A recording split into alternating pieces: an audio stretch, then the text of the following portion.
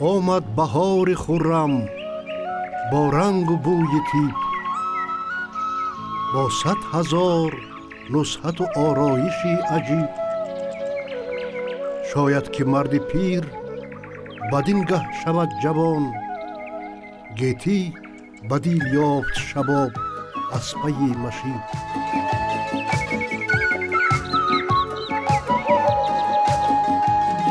فصل بهار فصل بیدارشوی طبیعت، سرسبزی و خرمی و آغاز کشت و کار است. در این ایام زیبا در کشورمان نوروز با شکوه و شهامت خاص جشن گرفته می شود. این مراسم از فرهنگ باستانی مردم ایران نژاد سرچشمه گرفته است و حالا همچون عید بین المللی اعتراف شده شهرت جهانی پیدا کرده است. نوروز ثمره نور، صبح سعادت، رمز زندگی است. برای سینمای تاجیک نوروز باستان همیشه الهام نوربار است. هنوز در اولین فیلم کینوستودیوی تاجیک فیلم ایام کشت کار نعمت آفری انعکاس یافته بود.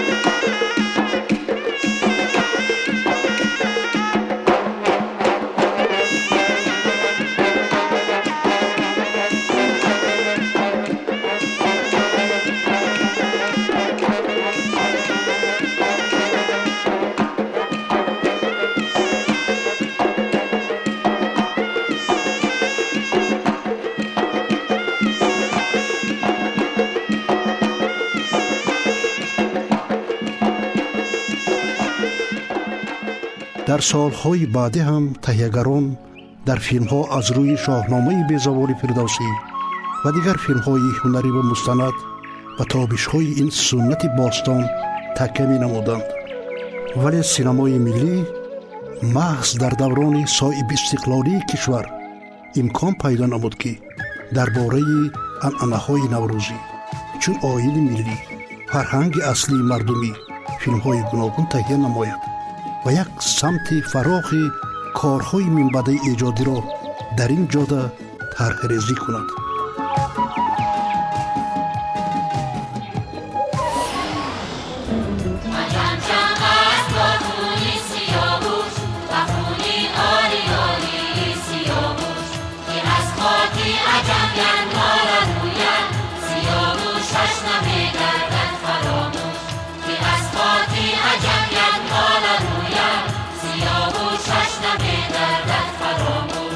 عجب جمع است با روی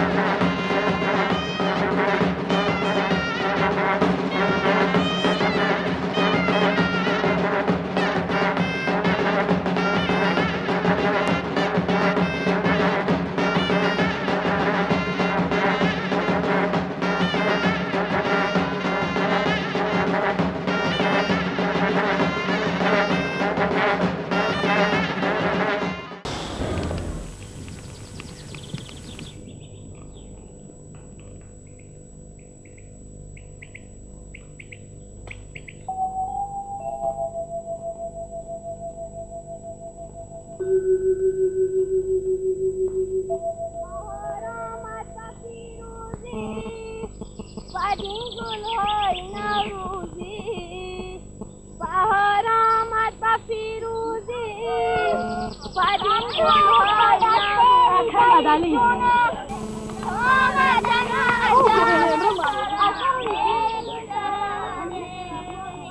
آمدن عجب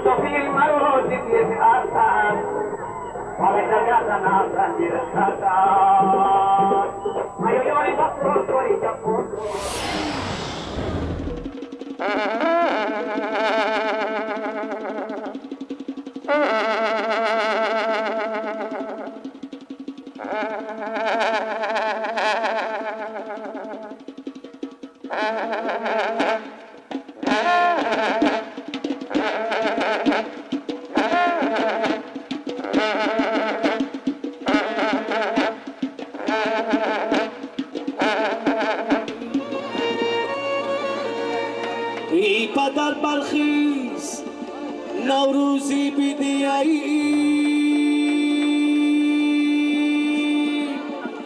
تا تو را رحمت کنده پروردگار